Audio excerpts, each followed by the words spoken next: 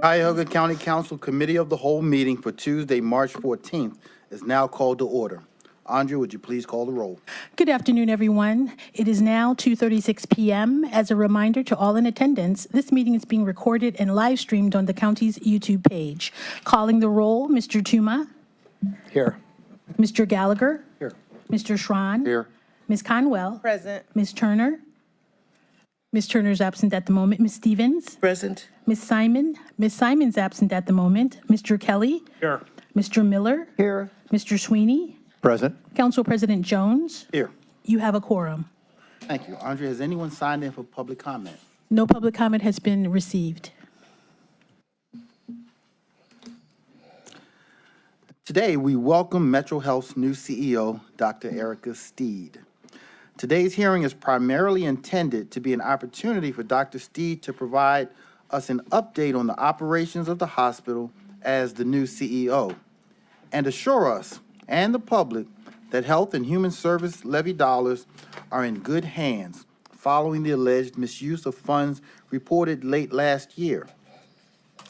As we all know, Metro Health is a critical part of the county's safety net for those in most need. Cuyahoga County has had a long, positive partnership with Metro Health, and it is vital that this productive relationship continue for many years to come. The county and Metro Health are inextricably connected in a variety of ways. Not only does the county appoint Metro's board, the county has provided an ongoing annual subsidy of at least $32 million for indigent patient care over the past decade. The county also contracts with Metro Health to provide health care in the county jail and for children in our foster care system. Metro Health appoints representatives on county boards, including our Diversion Center Board and the One Ohio Opiate Settlement Authority. The county recently provided Metro Health financial support to open a behavioral health center in Cleveland Heights. And Metro Health has played a key role in county employee wellness, conducting vaccinations and testing for county staff, and offering the Metro Health Select insurance plan. It is my hope that we can reinforce and build on these partnerships. They are not only important for intergovernmental cooperation, but also for the long-term viability and success of the hospital system and the health and well-being of county residents in need. We've invited Dr. Steed to provide a brief presentation, after which we have reserved some time for questions from the council. Again, welcome, Dr. Steed.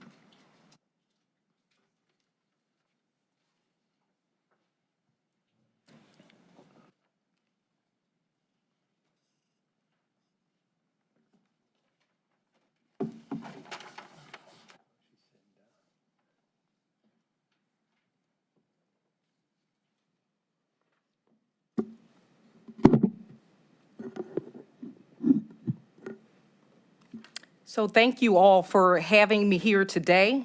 And I've honestly, over the last several months, I've managed to meet with many of you and learn a bit more about both you as well as the communities that you represent.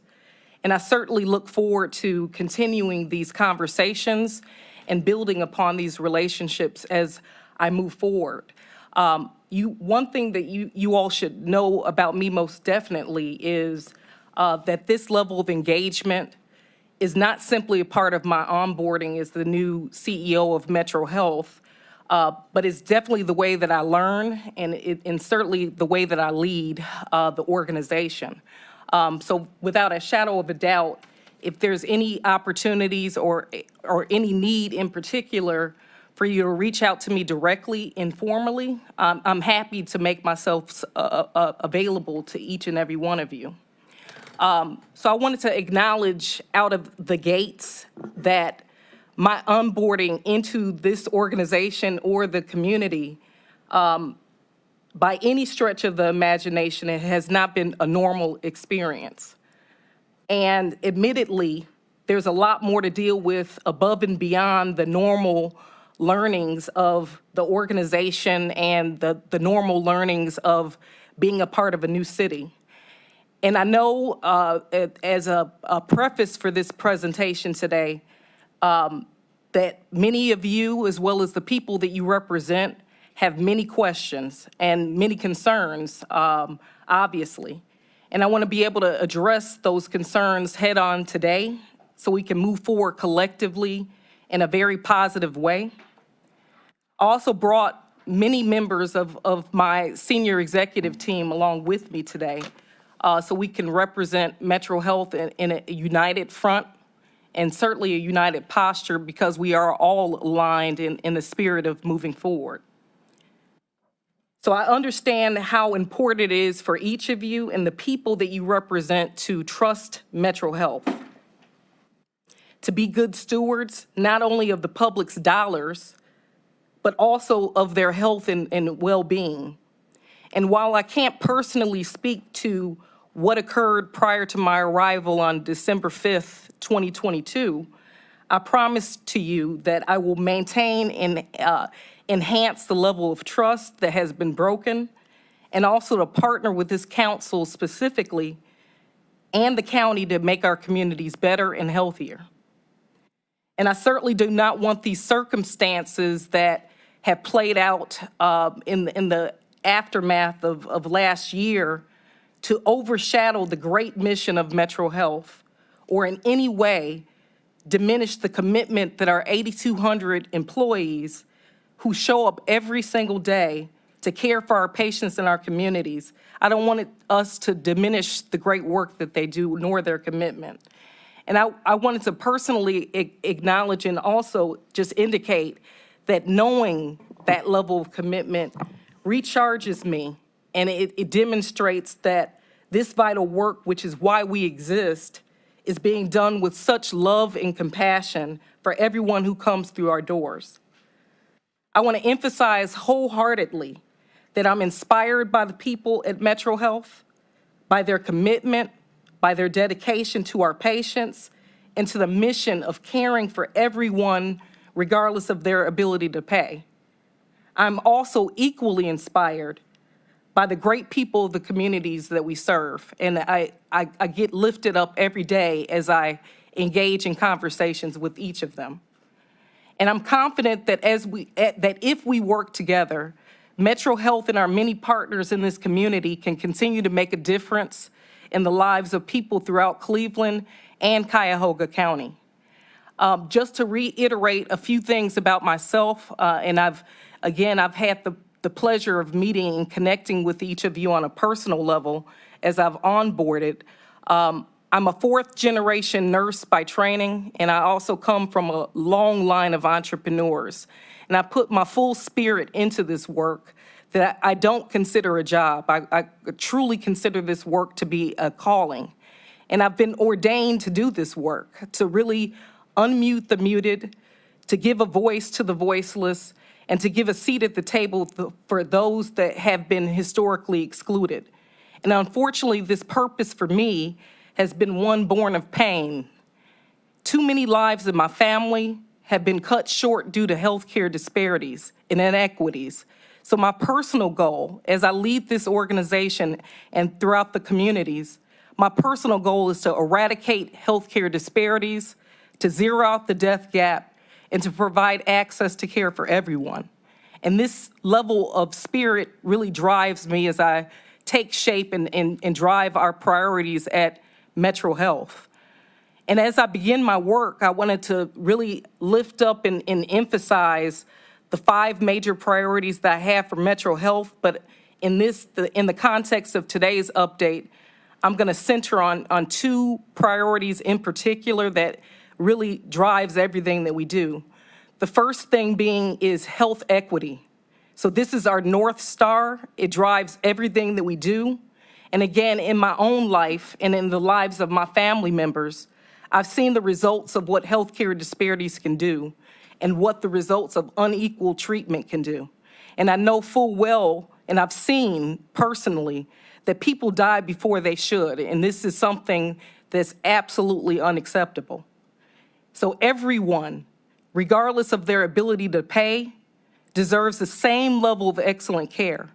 And no one should have their life cut short because of the color of their skin, the language that they speak, the country that they're from, their neighborhood that they live in or work, or any other demographic that makes people feel less than.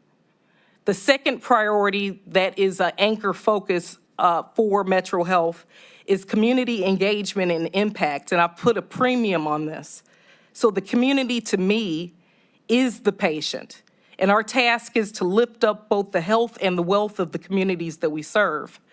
And I truly believe that by lifting up the community, that starts with listening to people, and because those people will tell you exactly what they need. And this is why I've put a premium on holding listening and engagement sessions throughout the communities around Cuyahoga County, because I need to hear firsthand what's going on in people's minds. This is also why we're establishing community advisory councils throughout the county to ensure that all segments of the community have a voice and are partners in everything that we do. We'll also collaborate with other organizations, and we're making a very intentional focus on this to really multiply the impact of our work.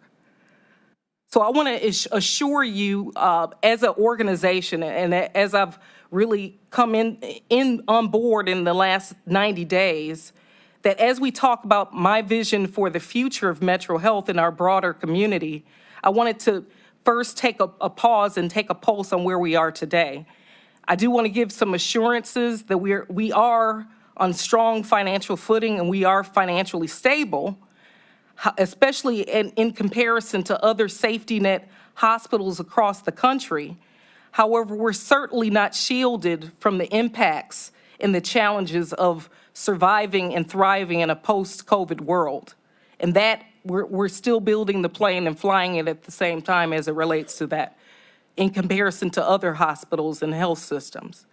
So like most safety net hospitals, our margins are always going to be small because of our mission. And we're very unapologetic on that mission of caring for everyone regardless of their ability to pay.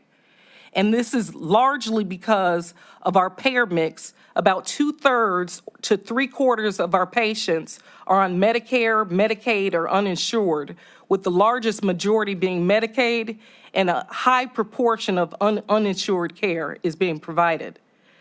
And one thing to know about these two government insurance programs specifically, yes, there are lifelines for many of our patients, but they also pay considerably less in comparison to commercial insurance coverage, and most certainly less than the actual cost of care. But this does not deter us one bit as we continue our focused mission. And I also want to pay tribute to the other extensive needs that we're proud to serve. Specifically, the needs and disparities that we face are enormous because of the challenges that we're battling in our communities. In some of the neighborhoods within Cuyahoga County, are life expectancy gaps of more than 20 years. This is what I refer to as the death gap. And also, in every corner of our county, we face an invisible pandemic of its own, focused specifically around mental health and addiction issues. And I'm absolutely heartbroken, especially as I've visited the county jail that we're proud to serve, when I've recognized that more than 65% of the makeup of our jails are those that are suffering from mental illness and addiction issues. And more than half of the population are suffering from severe mental illness. And more than 1,000 prisoners per day out of an average population of 1,750 receive prescription medication for some type of mental health crisis. So I'm most certainly validating that this is a pandemic and is being recycled into the communities at large that we care for.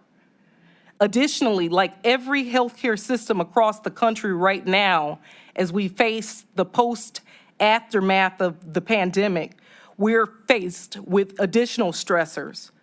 Workforce shortages and inflation specifically are pushing our costs up faster than our income.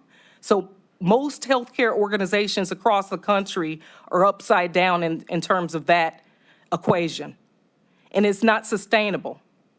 So this makes it even more difficult to maintain our mission, a mission that we're proud of, to serve everyone regardless of their ability to pay.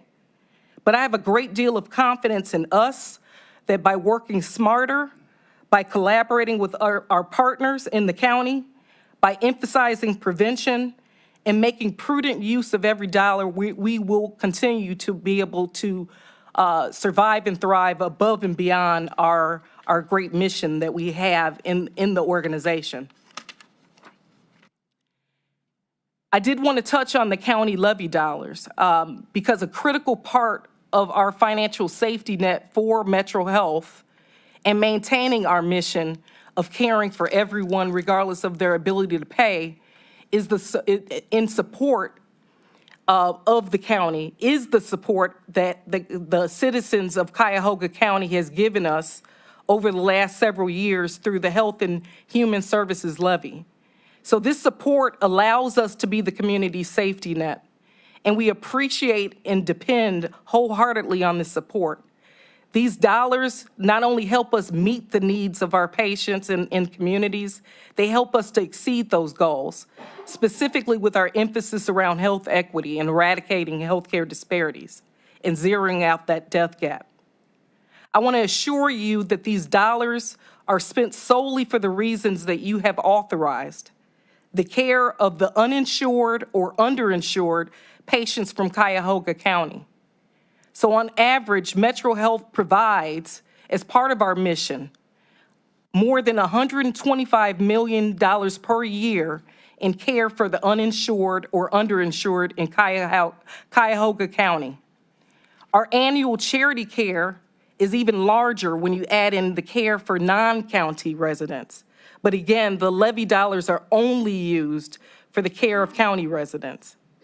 Those levy dollars allow us to set a national standard for how safety net hospitals can provide outstanding care for everyone, again, regardless of their ability to pay.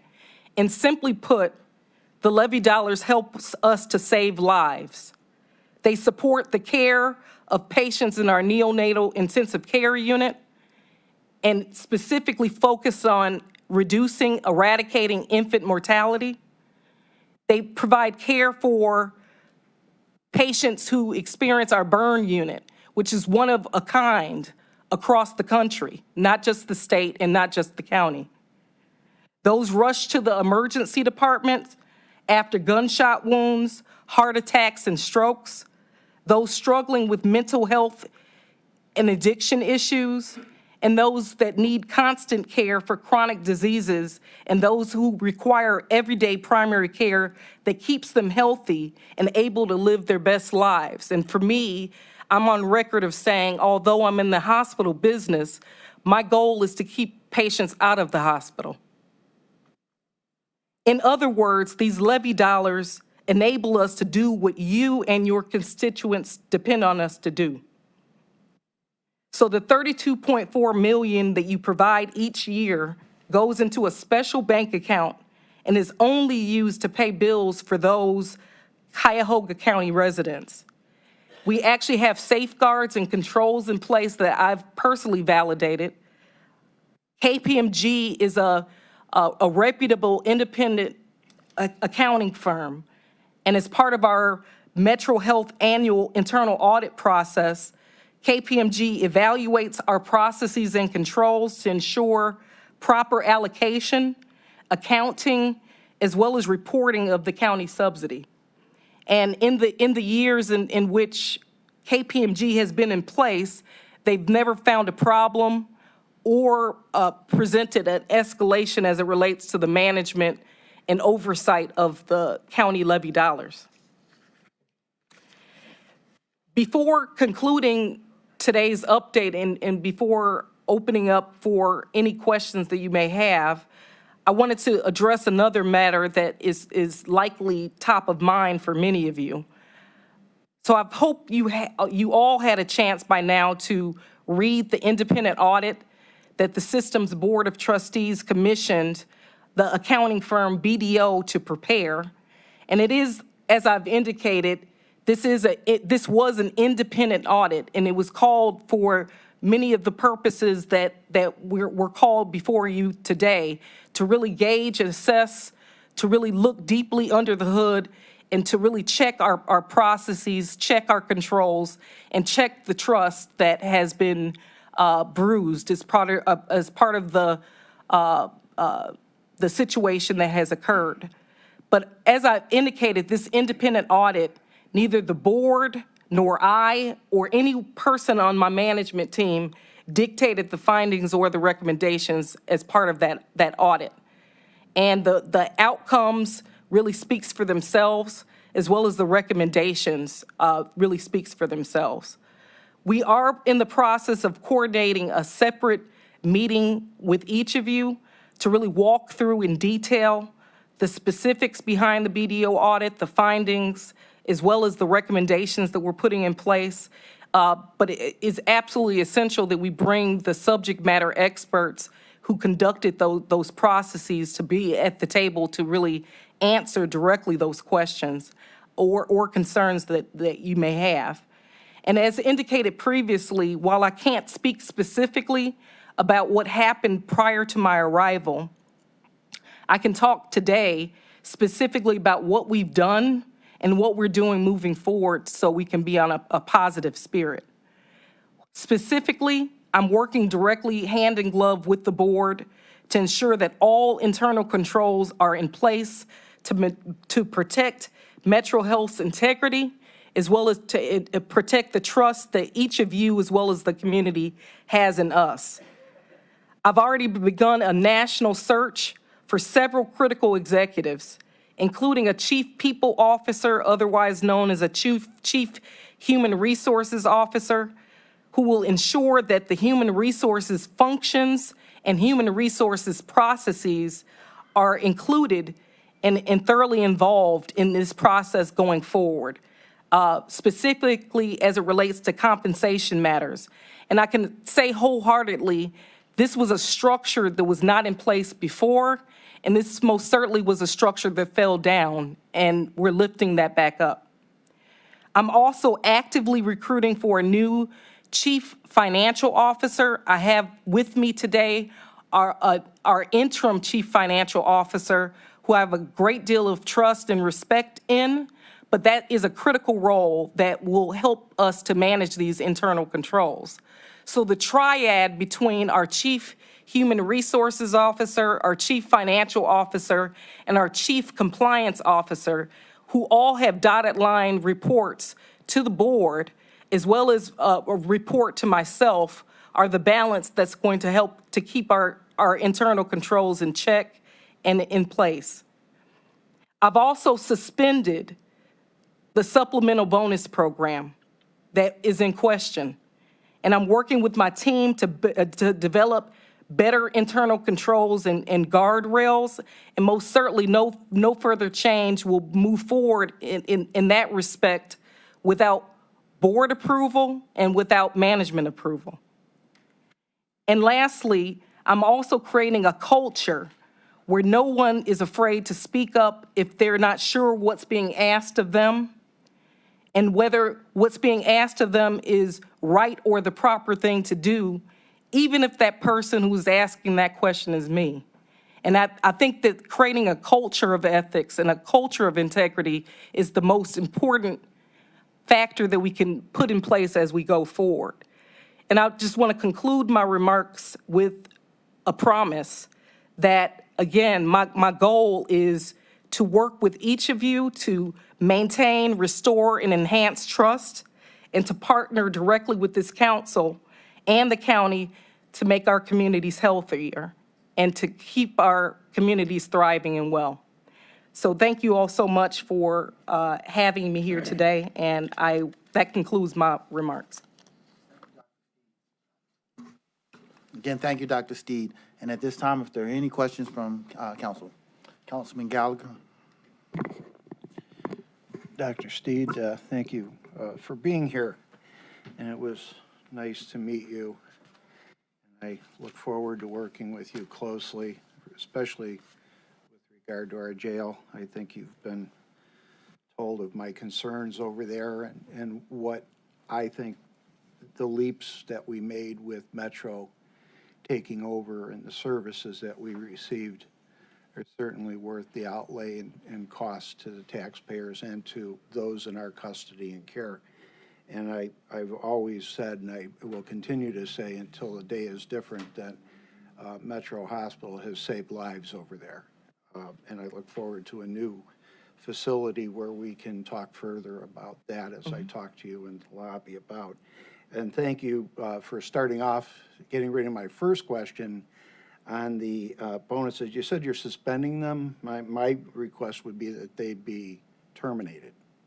But I'll let you let that kind of stew for a while. And I do appreciate the predicament that you walked into. And I want to be very careful and fair to all considered until we get to the bottom of whatever we're going to get to the bottom of. But my second question, and I'll read them, I want to be very careful, so I don't want to say anything out of turn. As you know, I have asked for various public records from the Metro Health regarding the bonuses paid out over the last few years. I must admit that the data that I received was troubling on several levels. The sheer number of dollars distributed, the type of staff that largely received the bonuses, and a lack of transparency in handing out these bonuses. I have few questions relating to that. Number one was relating to the 2017 quote-unquote Two Talent Award. Metro Health authorized bonuses to various staff members relating to the bonds for Campus Transformation Project, including a payment of $40,000 to the CEO. Just so everyone understands, the work of issuing these bonds was a collaborative effort involving the county council, the county executive, our respective staffs, and consultants, all working with Metro Health personnel. None of the county staff received bonuses. Cuyahoga County we took the financial risk, and still pay and still pays several $100,000 a year per year on those bonds to serve as a backstop for this bond issuance. And for this security that we, the county, provide to Metro Health, the staff at Metro Health got the bonuses. Do you understand how far out of the norm this is for a public entity? And can you assure us that this particular bonus system has come to an end? So first, thank you for your remarks, and most certainly they're understood. I just want to provide some comments off of the first remarks that you made. I look forward to really partnering hand in glove, especially around all areas of the mental health crisis as well as our county jail system. So I'm encouraged by the opportunity to work more closely together on those matters. In regards to the second matter at hand, and as noted, unfortunately, I cannot speak to the history before December 5th, 2022, but I can assure you that any other bonuses or supplemental structures that have been put in place, they have been suspended, including one-time bonuses. We will certainly take under advisement whether there's a need to terminate these programs altogether. But as part of the first order of business, we've most certainly suspended them. So there is no existence of supplemental and one-time bonuses. I do want to add some clarification to the other reference point that has been put out there, otherwise known as PBBC, is often referenced in many written or narrative forms that these are bonuses. And I just want to clarify for the record that this is a part of the holistic compensation structure. So it's actually an at-risk incentive or at-risk compensation that's layered on top of executive salaries. So the base for executive pay is relatively small, and the remaining PBBC is more of an incremental or at-risk incentive that's on top. So that is the only the only aspect of our current structure that remains. Anything in the form of bonuses or supplemental credits or supplemental incentives, all of that is what I'm making reference to that has been suspended. But I wanted to just make sure that I was clear in my words on what it means to be suspended in terms of supplemental. But anything that has to do with at-risk compensation that's naturally layered on top of executive compensation, that is the program that remains. We have enlisted the supports of a new compensation consultant, and they're going to be taking a deep dive review of our current compensation structure as a whole across the entirety of the organization, and they'll be making some recommendations on the best way to proceed that's in lockstep and in alignment with other similar safety nets, similar public health systems, similar organizations of our structure across the country. But I can assure you we're looking at every layer and every aspect of what we've done historically in the past. We've put a stop to those actions.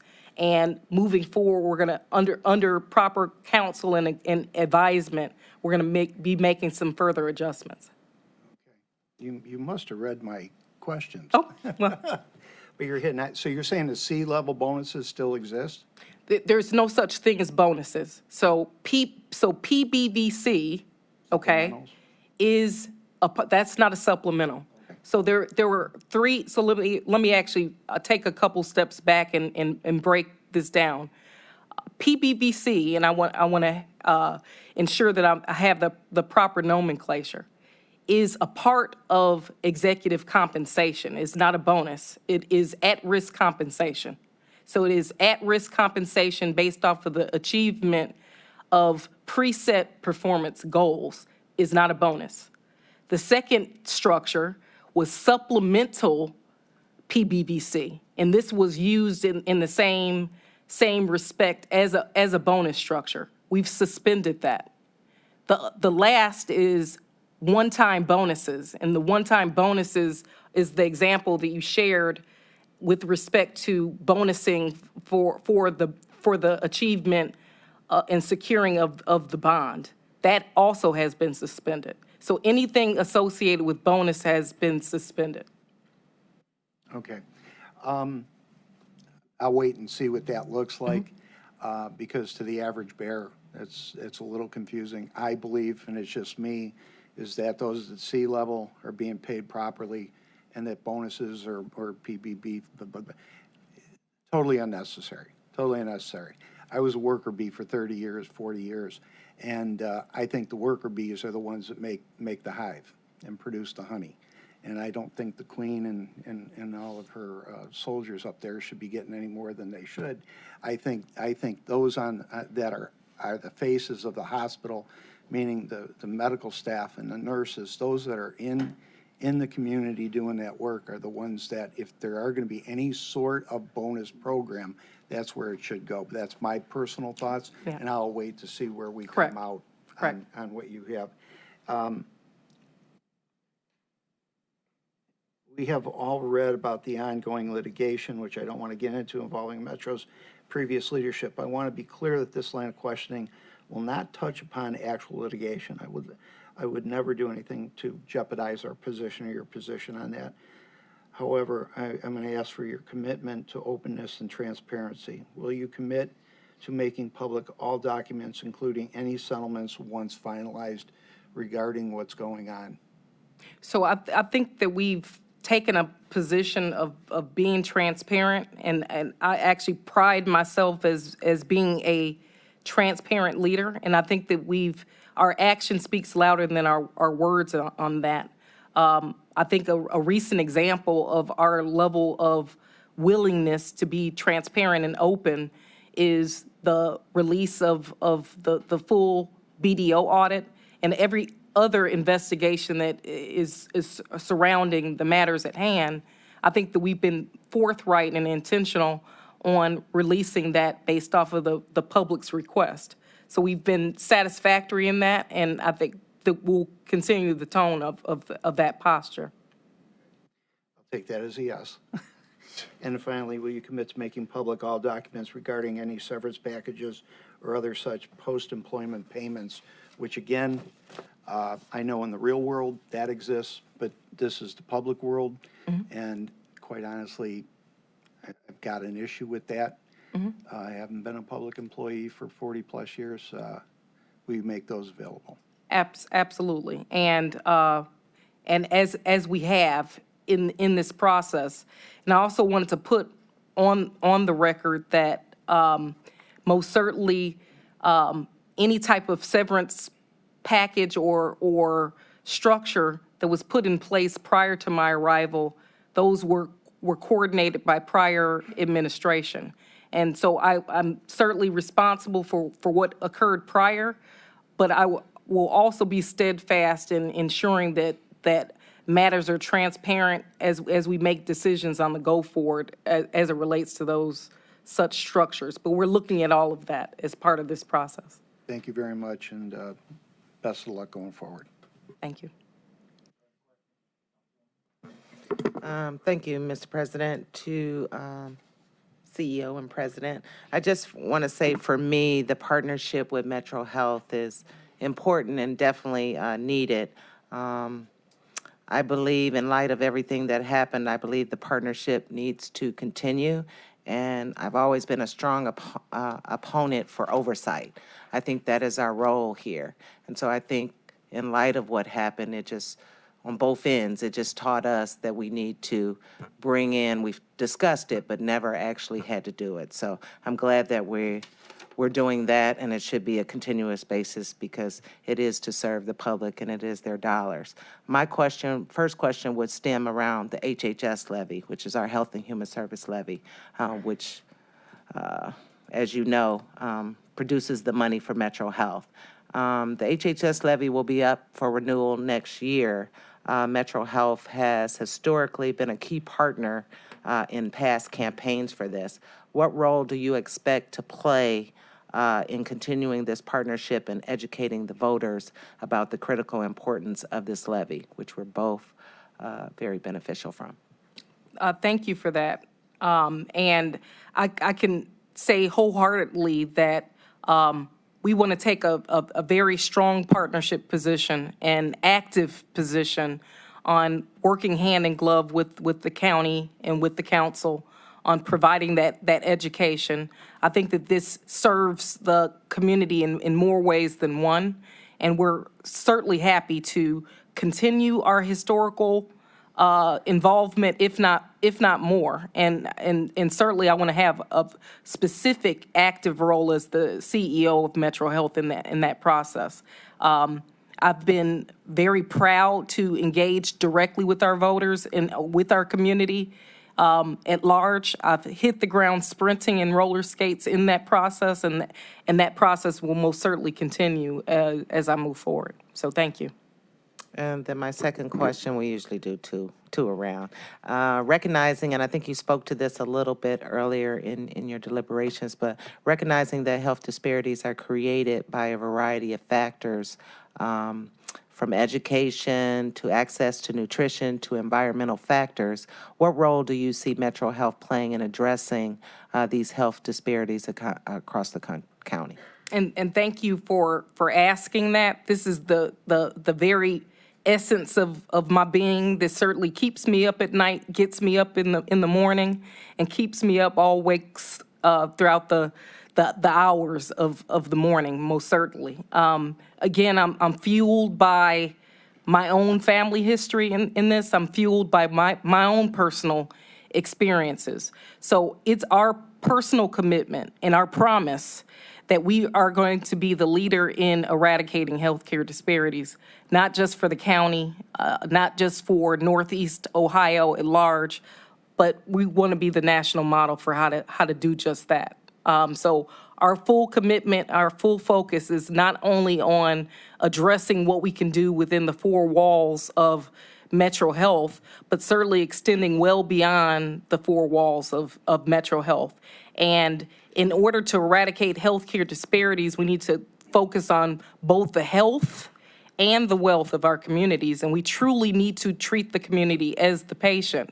And the community needs to have a seat at the table in order for us to do that. We need to engage directly with the community and ask them directly what they need, and not just do things because we think the community needs them. So certainly we're committed. We're very steadfast. We're very vocal as it relates to what our engagement needs to be. And I'm actually proud of this. And this is what is one of the factors that really drew me to Metro Health to be its leader. So I'm happy about that work. And I would just like to add before I turn it over, you mentioned it also in your presentation about the mental health factors that are in our current jail.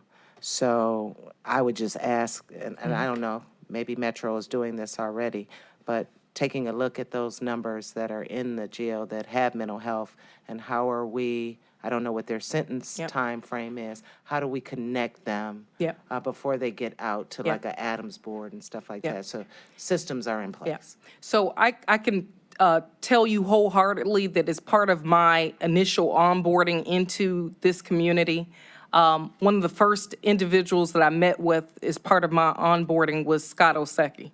And we've decided to come together on a united posture to really address these mental health issues. We know full well that Metro Health cannot go at this alone. We know that. And quite frankly, we are recycling the 65 to 70% of individuals that are in the jails right back into the community. So it needs to start much sooner in the continuum. It absolutely does. And actually needs to start well before. We need to start getting at our youth and start incorporating interventions in place well before this becomes what it has become, which is very much a pandemic. But needless to say, we are very charged up and very encouraged by the opportunity to really create a new, innovative delivery model for how we do just that by partnering with respective organizations like the Adams Board, like other community-based organizations, like the federally qualified healthcare centers, like the schools, and everyone else in between to really go after this problem in a very vital way. So I'm encouraged by the beginnings of those conversations, and I know what is breeding is breeding the opportunity for us to position this differently. It's not just episodic acute care that we're addressing. We have to focus on diversion. We have to focus on crisis stabilization.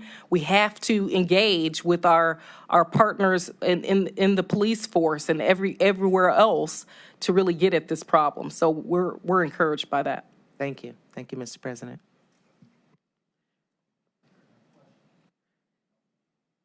Thank you, Mr. President. Dr. Steed, I'm just going to focus on roughly two areas. It was nice having a conversation with you the other day. Yep. Enjoyed that. The area of talent and then the area of the audits, I guess. From the talent side, I assume that Metro is competing, it has a challenge finding talent. Is that a? I think that's fair. So on the heels, there's a national workforce crisis, and there's most certainly a shortage of vital healthcare workers that I think is putting strain on pretty much everyone across the country right now, and we're not shielded by that. Therefore, you've got that same talent competition at Metro that everybody else does, and I assume even your hiring was a competitive process. Absolutely. To get you here. I like to see Yeah, that of course. as Congratulations being the on case. your selection, and that's what I think makes us all better out there. I'm going to go from a little different tack than my colleague, and his finding would appear to be, I don't know, some differences between whether or not performance metrics actually helps improve performance, and I think it does. Your belief on that, as far as whether performance metrics, one will call it a bonus, another will call it a payment for metrics. Yeah. You can get pretty fuzzy on those two terms pretty quickly out there. So I'd love to hear your comments about that.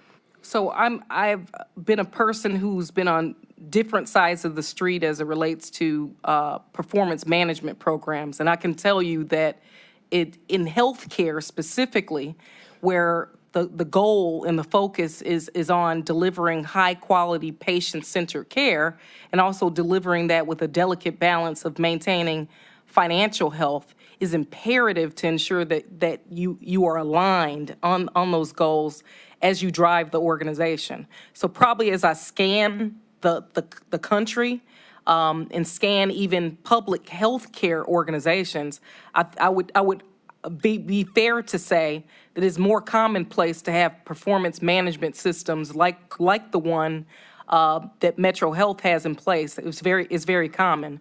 And I'm absolutely supportive of having a balanced approach to driving organizational performance and specifically driving organizational culture, as long as it's done prudently, as long as it's done responsibly, and as long as it's not set up in a way in which one person can tip the scale. So with that being said, I'm in full support of a performance management system, and I truly believe that by having a performance management system, it can deliver the results that we're all striving for, otherwise known as the true north.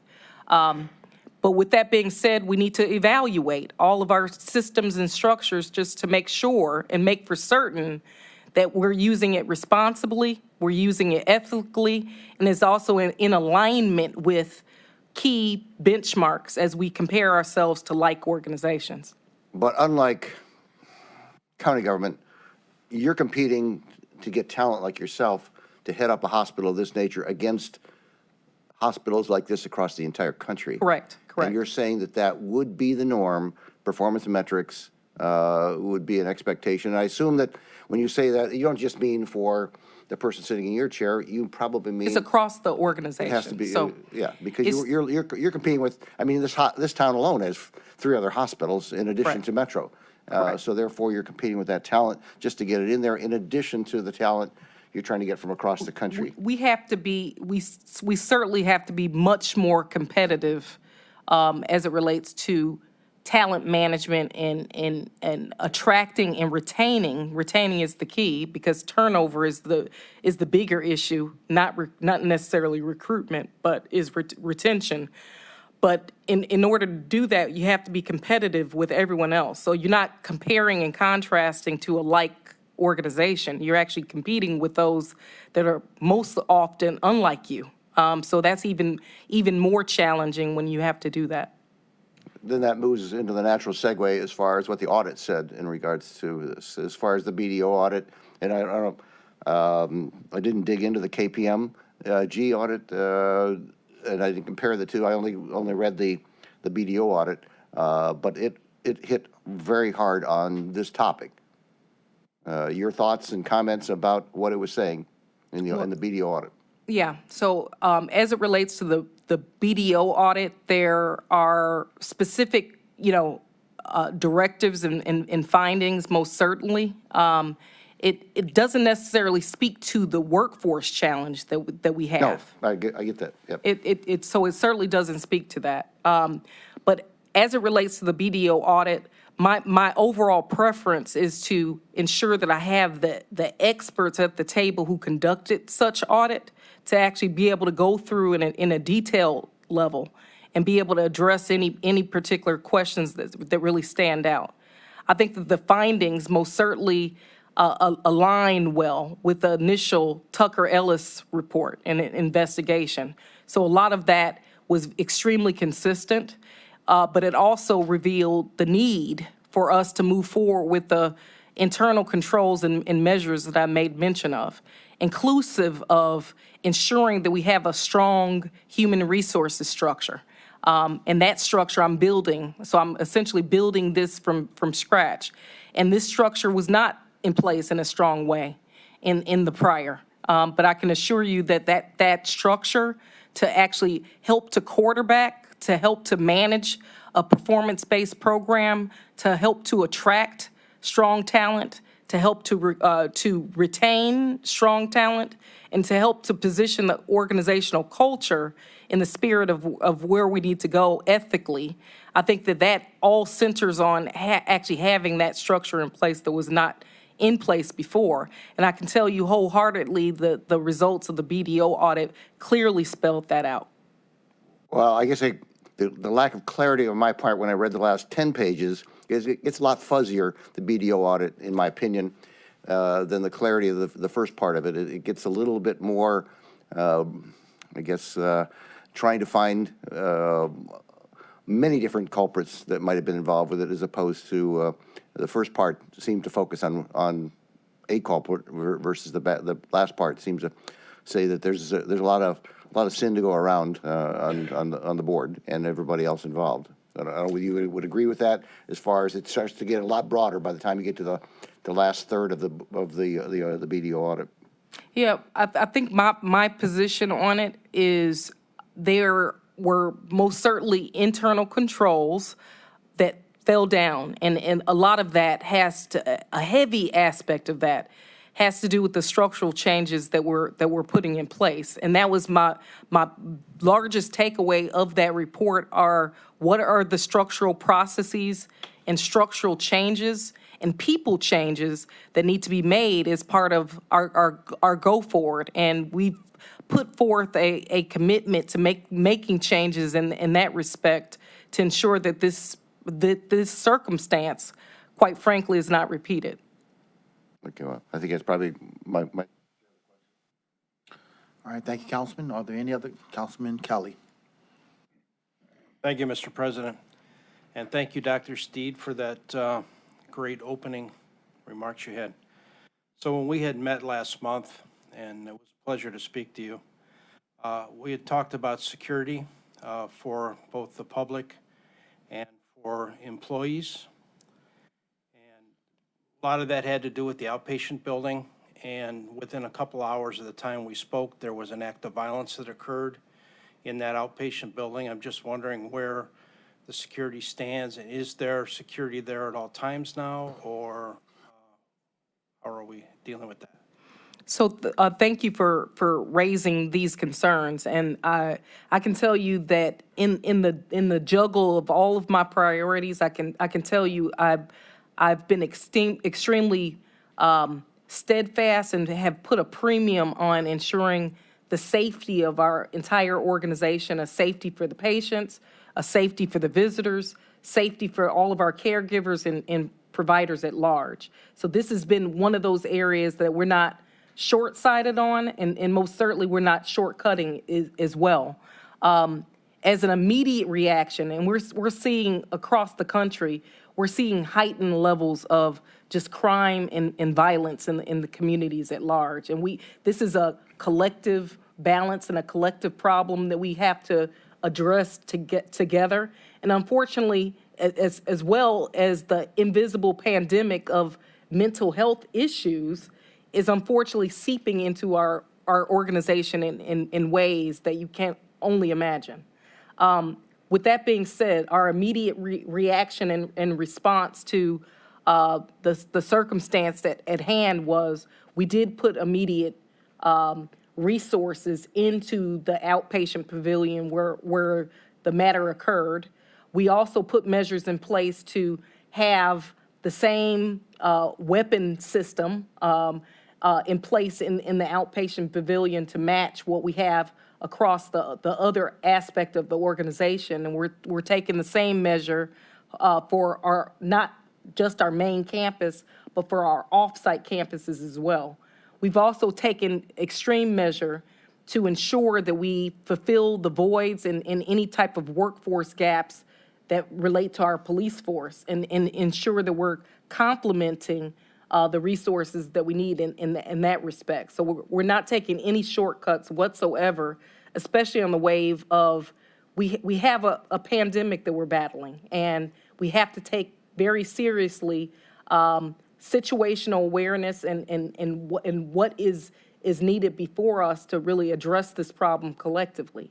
We've also put a very purposeful and intentional approach to ensuring that we have communication at our caregivers and employees' fingertips to help alert them on situational awareness matters, to ensure that safety is protected at all times. So I think we've covered our steps with this. We always are in a position where we want to learn from any type of situation that fell short of our expectation. But I can assure you, we're pulling out all the stops as it relates to protecting the security and safety of our organization. I appreciate that. Thank you. And for someone who has family members that work in that building, it makes me feel a lot better. So thank you. Thank you, Mr. President. Councilman Miller.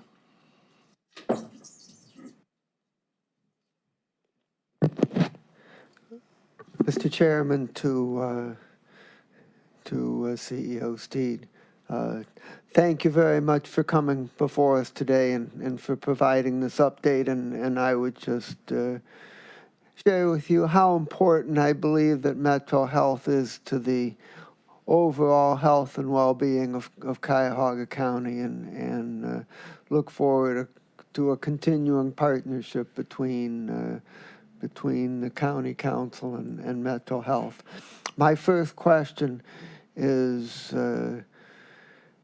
as to the operating performance of the hospital. For 2022, where did expenses compare to revenues, and what's projected for 2023? Thanks, Dale Miller. And I'm glad that I brought my right hand on the CFO side of the fence with me along to this podium, because I want to make sure I have the numbers correct. And I'm going to defer to Jeff Himes to answer that question. Thank you, Councilman Miller, for the question. Mr. Himes, if you could state your name for the record, please. Sorry. Thank you. Jeff Himes. Thank you for the question. So I literally came back to Metro Health about 6 days ago, but I did take a quick peek at the annual report that was filed 2 weeks ago, and the expenses, they're up. I mean, the staffing costs have significantly risen in 2022 compared to 2021. So the expenses were up somewhat robust on the labor costs. There's no way around that. The operating results overall for 2022 were good. The costs were there, but also we took a fairly significant investment loss, just like everyone else in 2022. So overall, the results were down compared to 2021 fairly dramatically because of that investment loss.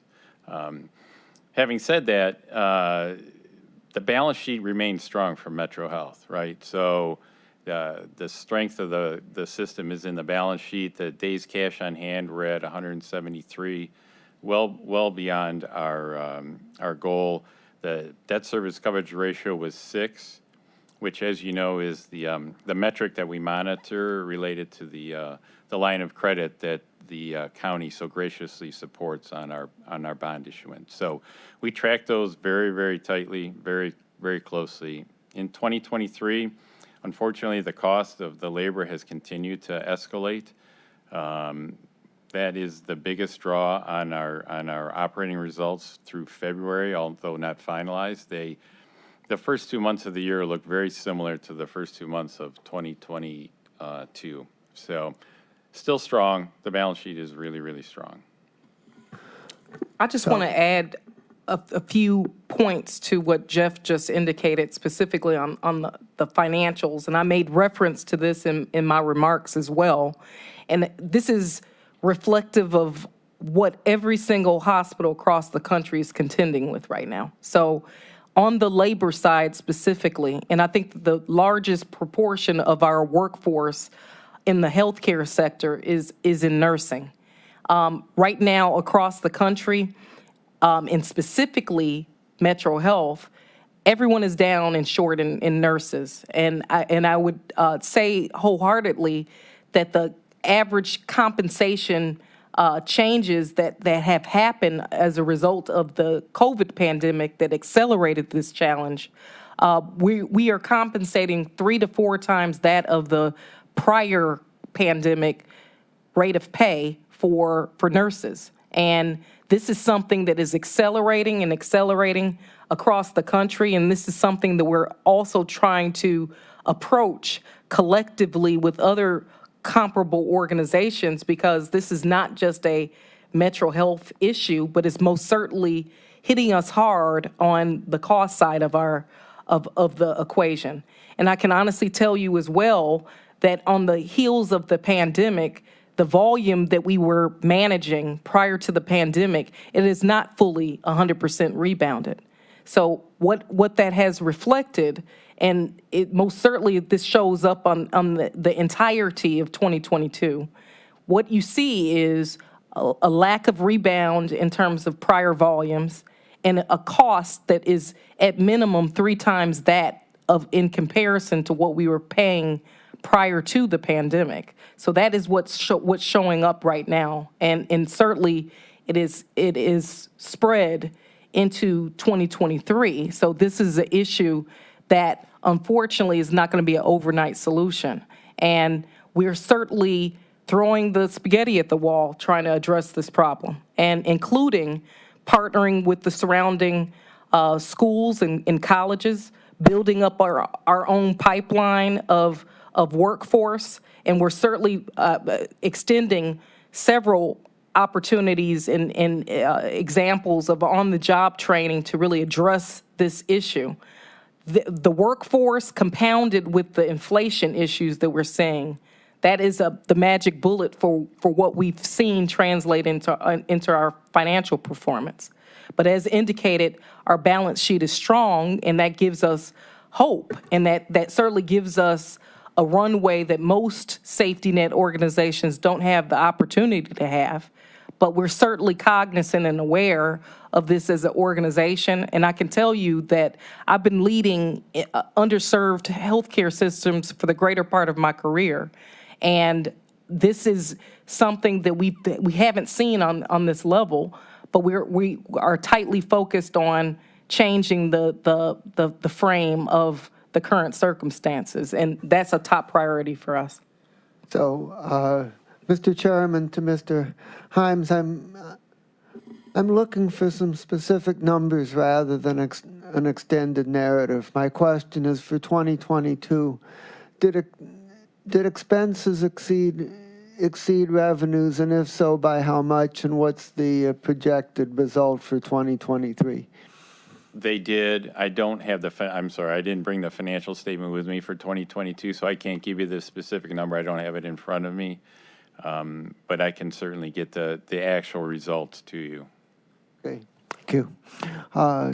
Mr. Chairman, to Mr. Himes, my other question is to follow up on what you said, and could you describe what kinds of investments that you had that lost money, and were these losses simply paper losses that show up on the financial sheets, or are these losses that were actually incurred because you had to sell investments? Well, again, Mr. Miller, I don't have the investment portfolio in front of me, but what I do know about the investment portfolio is that they wouldn't have sold an investment at loss, so any loss that's recorded would have been just a write down to the market value of those investments. They don't try to sell them. They're very cautious about the investments that they go into, and they don't sell them off cycle. There probably actually was some investment income that was generated because a fair amount of the portfolio is fixed income, and those fixed income investments still return some cash to the system. So all of the losses on the balance sheet are simply a write down of the value. So, Mr. Chairman, to Mr. Himes, does Metro Health have a formal investment policy? And if so, what kinds of investments are you allowed to invest in, and what kind of things are not allowable investments, and to what extent are you allowed to invest in equities, or is it all fixed income? Well, there is a formal investment policy. There's an investment committee of the board that reviews those investments on a quarterly basis. That policy actually was instituted a number of years ago and was through the county council process as well under review.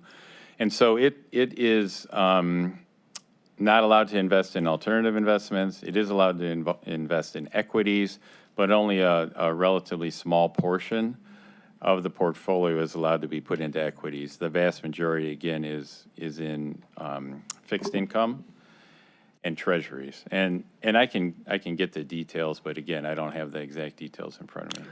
So just one final question on that to Mr. Himes. As we know from the news of the last 3 or 4 days that investments in bonds and treasuries can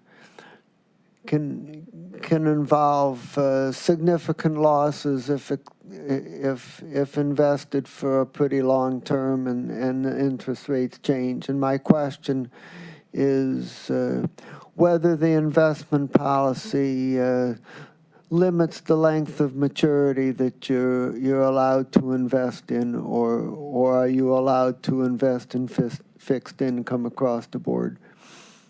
And I apologize, I don't have the policy in front of me, but there is limitations in the statute about how long of a fixed income investment you can make. In the investment policy, I believe there is also language to that effect, so that you cannot invest in a significantly long term. I believe that the code is 12 to 18 months is the longest investment.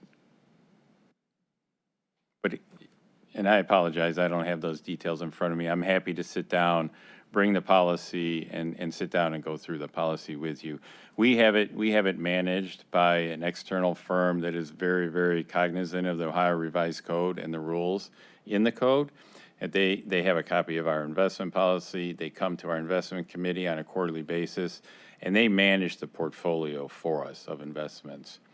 So we do have some outside counsel that helps make sure that we are inside of any boundaries of the investment policy and the Ohio Revised Code. Can you send me a copy of the investment policy? Certainly. Thank you. Certainly. All right, thank you, Councilwoman Sunny Simon. Thank you, Mr. Chair. Thank you for being here, Dr. Steed. I so appreciate your efforts, have not gone unnoticed to get into the community, starting off on such a rigorous start, and that's really important. So thank you for that. My question is on the timeline for completion of the campus transformation, if we can get an update on that. Sure, and thank you for your warm remarks. So campus transformation has been one of the many initiatives that I've taken a hold of as part of my onboarding into the organization. And we have several efforts at play. One of the things I can honestly tell you as part of my leadership into the organization, I'm taking advantage of an opportunity to really pull on the feedback that I'm getting directly from the community and really incorporating that into our campus transformation process. So we are delighted that the Glick Center is open, and we're fully optimizing the Glick Center, but we're also incorporating opportunities to do a look back and a look forward to identify ways that we can continue to maximize the patient experience, maximize the community experience, and our employee and provider experience in that process. So what we've kicked off more recently, as of last month, we've kicked off a Campus Transformation 2.0, which builds upon the original campus transformation efforts that have been moving forward in the organization for quite some time. And this really looks at a multi-campus transformation effort, not just our main campus on West 25th, but it actually takes stock of all of our assets across the various communities to ensure that we're providing the level of care, the level of service in the right type of way. So we're marrying up our acute care hospital needs, coupled with really looking at our ambulatory efforts. Currently, we have an ambulatory development underway on our main campus called the Apex that's set to go live in the early parts of 2024. In addition to that, we have several efforts underway to really enhance and optimize our various ambulatory sites of care to ensure that we're delivering that necessary service to the community. So there are various phases of this work going on in collective with each other. So some of the efforts are going to go live sooner than others, but we're also reimagining our footprint on our main campus to ensure that it's in lockstep and is in congruence with both the needs of the community as well as the needs of our internal community as well. So we're happy to come before this group to share what our status is of that. And we're also opening up channels for our community to get directly involved and engaged in this process so they can help to add some input to what's underway. So I'm really proud of those efforts. Thank you. As a follow-up, do you anticipate an extension of the credit from the county for the project? So we're backstopping. Yeah, I don't intend or expect an extension of the credit. What I expect is just an optimization of the work that we put forward and ensuring that work is being done in the best way possible. So I don't expect any type of extension efforts.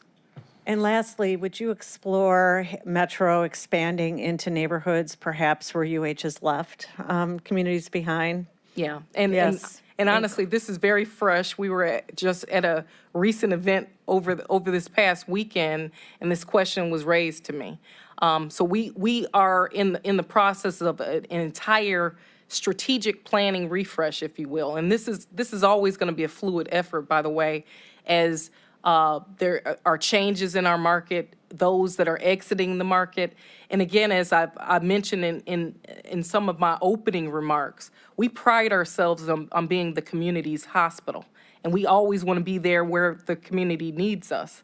So always in ways where other organizations have exited out, we'll take a look at that to evaluate what we can do differently. We're having similar conversations in concert with other community-based partners just to ensure that we're extending the needs of mental health in the former St. Vincent's location as an example. So that's always front and center on our radar, looking for ways that we can be there for the community when they need us. Thank you. Looks like we're on the same page and thinking of the Absolutely. same community. Thank you. And I look forward to continue our dialogue Thank with you. that. We're going to look to continue with a few more questions, but we want to hopefully to end by 4 o'clock. So at this time, I'm going to turn over to Councilwoman Cheryl Stevens, and then Councilman Marty Sweeney. And then Thank Meredith, you. everyone will get a turn. Thank you. The strength of an organization sometimes is not just with the people, but with its financial statements. What is its real capacity to undertake change, to strategically accomplish the things that people want it to do in the community? How does your financial, either the board as a finance committee and or you have teamed with it, staff finance, to take a look at projections for the hospital industry and how pricing and revenues and debt affect what you can potentially do for the future? You talked about debt coverage ratio a few minutes ago. You know, there's some key factors that you have to analyze. How can Cuyahoga County know that you are keeping your eye on the prize? That means that you can financially afford to do the things we need for you to do. And can we have regular presentations from you on where the industry is going and what you need to do to meet the requirements of basic health care in this county? Because together we provide a safety net. What's that basic care? Yep. And how you grow beyond that and keep giving those things into our community. So thank you for that, Councilwoman Stevens. So I'm going to take a stab at answering the first parts of this, but then I'm going to turn it over to Jeff Himes to answer the rest of it. So you're absolutely right. And I can honestly tell you, as part of my entry point into the organization, we have several avenues where we can take advantage of the structures that we have in place, and we do very much have a finance committee of the board. We have an investment portion of that finance committee of the board where we can take a hard look at, ensuring that we have those checks and balances, that we're keeping stock with what's happening not only in our local market, but what's happening in the market in general, and really keeping a check on ensuring that we're not going too far, that our eyes are bigger than our stomach, as it relates to moving forward with certain initiatives and efforts. So I can assure you that as part of my coming into the organization, I'm working hand in glove with the board to make the necessary modifications that we need to make with these various governance structures. So we're giving the public and giving the organization what we need to mobilize such strategies and efforts. I'm going to have Jeff Himes really speak to the secret sauce, and the devil is always in the details on what we need to be cognizant of as we have those conversations. As a humble public servant, I'm always concerned when we see hospitals close. Oh, And then absolutely. there's a gap of service across our marketplace. Yeah. And that gap is filled by someone like the team of people you represent. Absolutely. And I can. We need to make sure you're going to be healthy, wealthy, and wise enough to continue to provide a way to take care of the people who now can no longer go to the traditional healthcare providers. You're 100% spot on with those comments, and I can assure you that this is a central priority for us. I've made mention that we are absolutely proud of a mission to be able to care for everyone regardless of their ability to pay, which is why this is such a delicate balance for us to really be able to maintain that, keep our organization properly invested in, keep our workforce viable and strong, so we can attract and retain the talent that we need to be able to afford to continue to service our mission. But as indicated, I've dedicated my life and the greater part of my career to really caring for underserved organizations. And I've seen what it looks like to be on the wrong side of the financial equation. And I'll just really speak to a storyline. Prior to actually joining this organization, I led the largest private safety net health system in the state of Illinois. And when I came into the organization, we were functioning at a bankrupt state. We were functioning at negative 12 days cash on hand. And most safety net organizations, by the way, they function with less than 30 days in the bank. And actually 30 days is a hip-hop hooray for many safety net organizations. To say that we have greater than 170 days, that is a strong posture. And that this is a strong and viable organization. But we also have to be cognizant of our headwinds. And the turbulence is most definitely before us. The turbulence is there. We navigate through that every single day. And the equation does not look pretty. It does not look pretty when the full rebound of our volumes that we depend on for our revenues and the cost to provide that care are out of balance. So it is an unsustainable position, but we are working hard every single day to ensure that we are protecting the mission that we serve our communities, because quite frankly, there is no one else to do this, and we're proud to do it. So That is a first and foremost priority for us. But we can't go in with blinders on when it comes to doing that. And the storyline behind the organization that I once led prior to this, yes, I walked into a situation where it was -12, but I took the organization to being at the highest level in the history of a 100-plus-year-old organization in the middle of a pandemic. So we got to greater than 130 days, and that was the highest in the history. So I'm extremely cognizant, and I'm confident as well as a leader, really having experience in the space and doing just that. Thank you, Dr. Steed. I'm going to allow my final two colleagues to ask questions. Councilman Sweeney. And Thank then you. Thank you, Councilman Mr. Meredith President. Madam CEO, welcome. I can't wait to see you on roller skates when we do the HHS. That was Yes. kind of interesting. I'm glad you're done with your prepared comments, because when you're just talking, you can just see how much you care.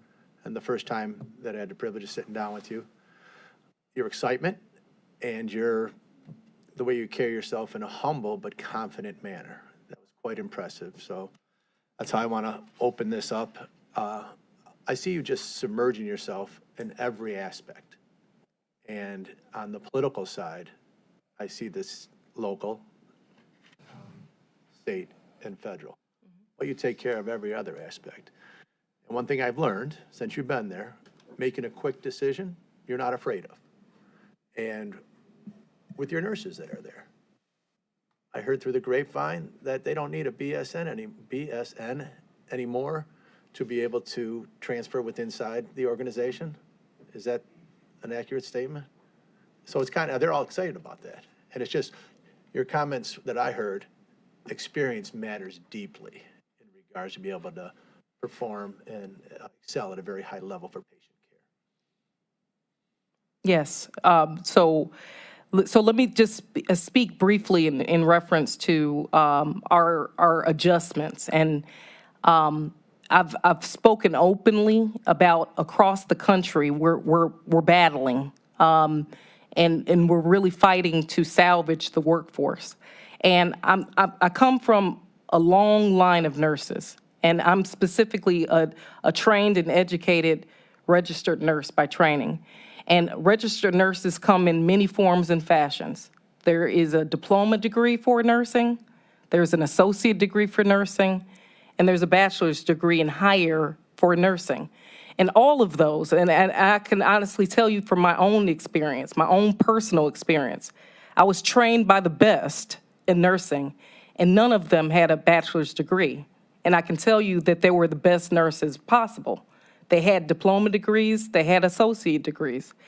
Our lifting of a mandate that requires all of our nurses that we hire into the organization to have a bachelor's degree, this is not discouraging the accomplishment of a bachelor's degree. It's just simply loosening that requirement, because quite frankly, that is part of the rationale for why we're losing key nurses, and also a rationale for why we're not able to recruit at the levels that we do.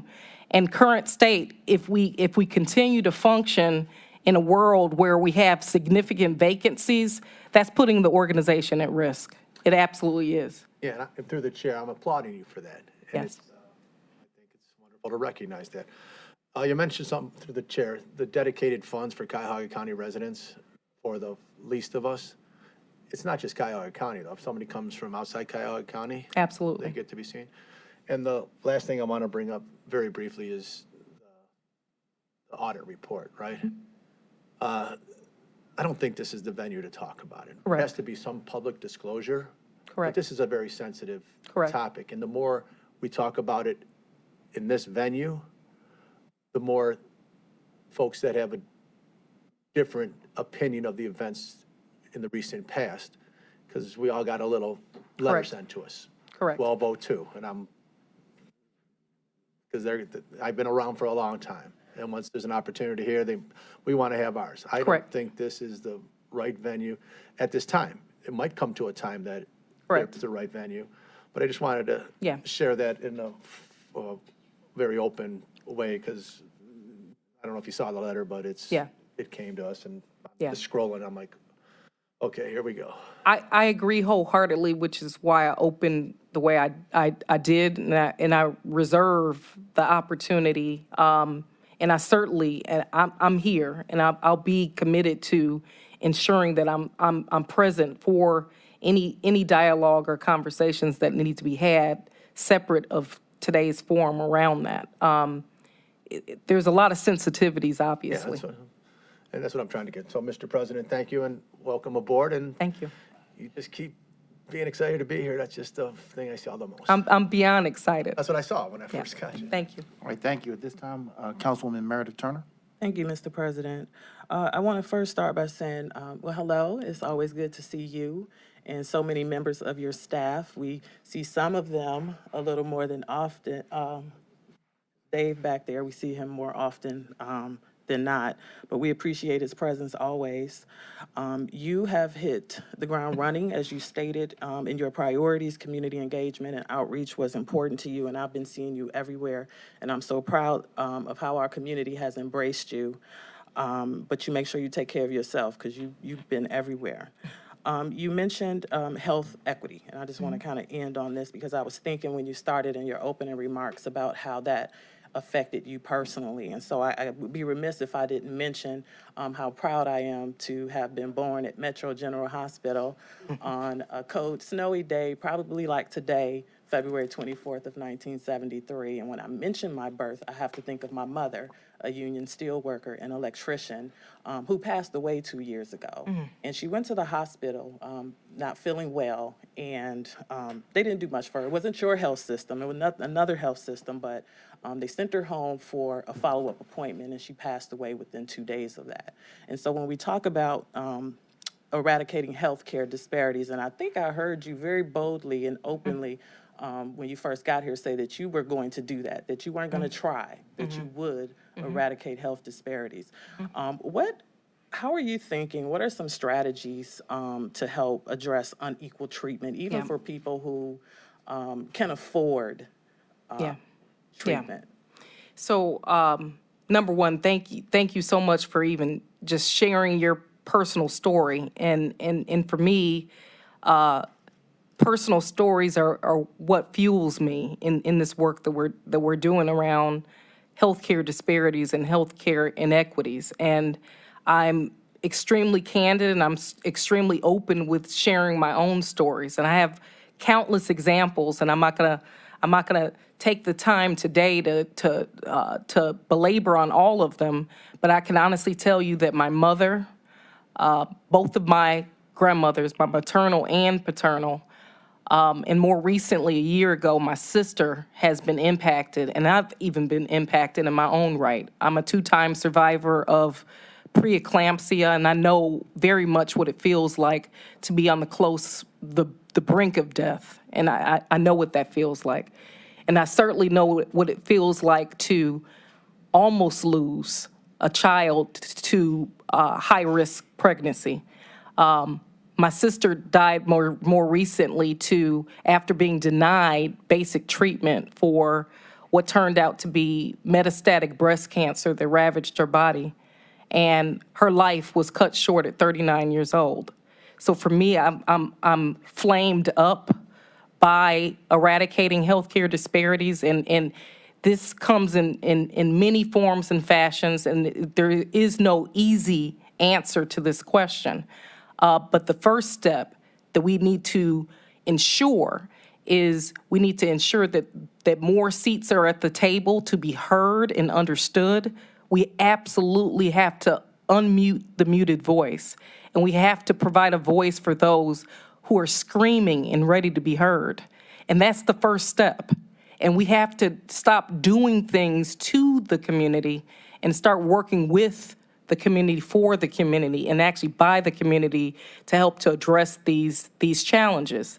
And I'm armed up, and I'm really anchored around those dynamics. And every priority that we have within Metro Health is being reshaped around doing just that. We have to hire individuals that represent the community, that look like us, who understand our pain, understand our stories. Representation absolutely matters.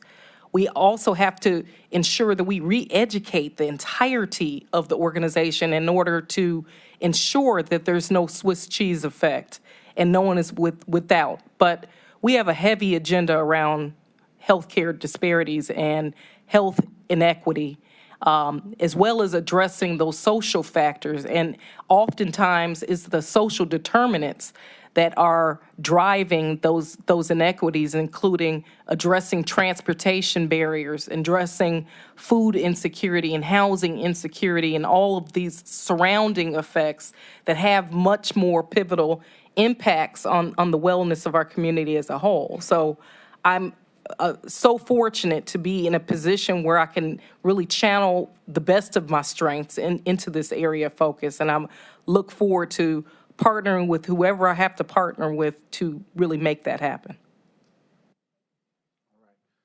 Thank you, Dr. Steed. I've enjoyed the time I've had to spend with you in your early days here.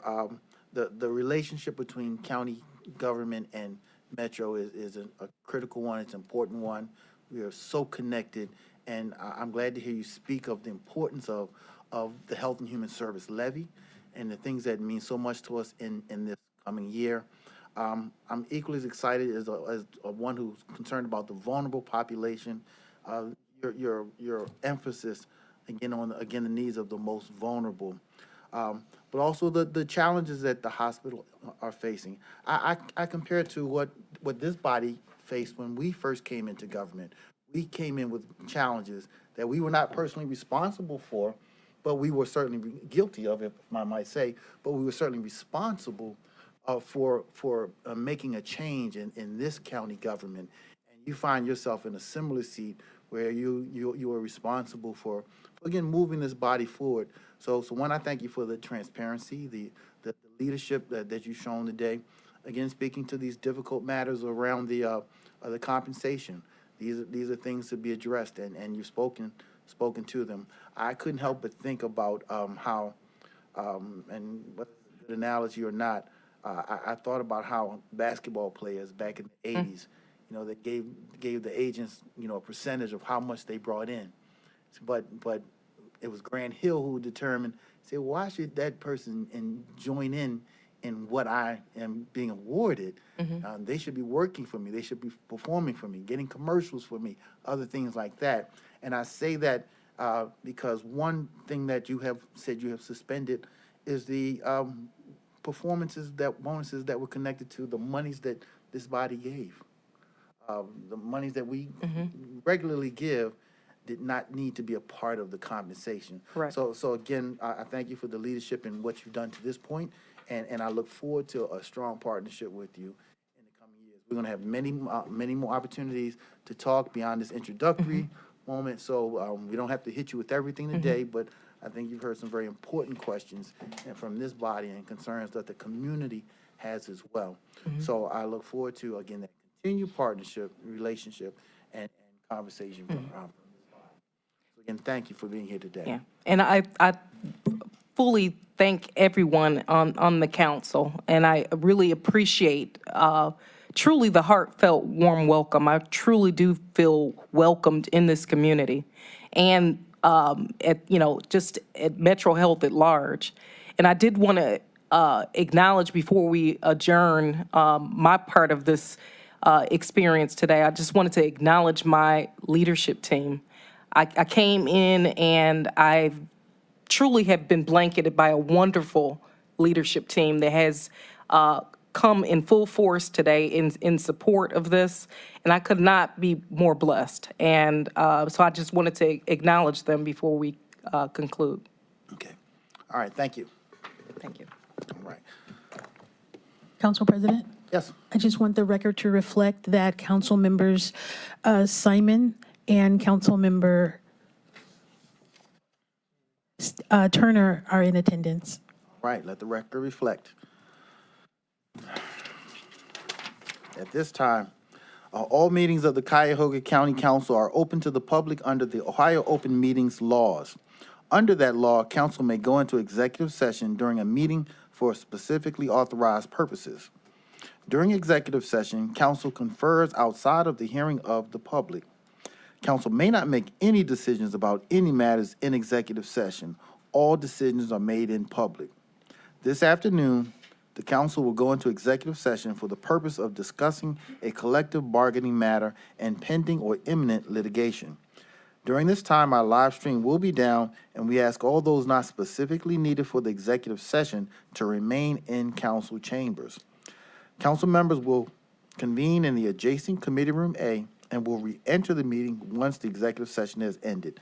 Is there a motion to go into executive session for the purpose of discussing a collective bargaining matter and pending or imminent litigation? So moved. Second.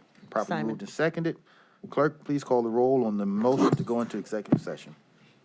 Mr. Tuma, Yes. Mr. Gallagher, Yes. Mr. Schron, Yes. Ms. Conwell, Ms. Turner, Yes. Ms. Stevens, Yes. Ms. Simon, Yes. Mr. Kelly, Yes. Mr. Miller, Yes. Mr. Sweeney. Continue. Okay, Council President Jones. Yes. The motion carries. All right.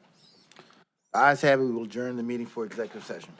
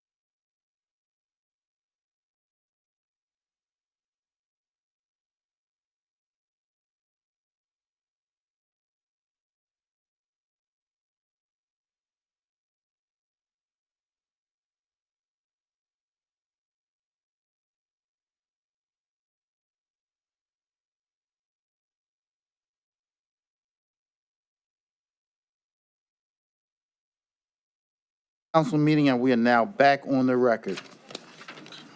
Is there any miscellaneous business? If not, we will recess for 5 minutes. Our meeting is adjourned. We will restart at 5:15. We will begin the council.